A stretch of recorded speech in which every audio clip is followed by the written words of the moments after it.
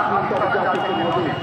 যে আন্তর্জাতিক নদী যে সমস্ত দেশের উপর দিয়ে গেছে আনুপাতিক হারে প্রত্যেক দেশের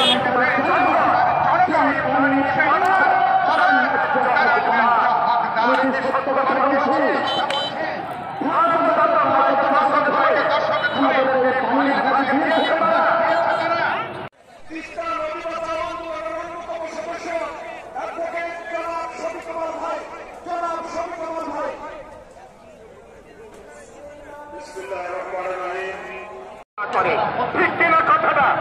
পরিষ্কার বলতে চাই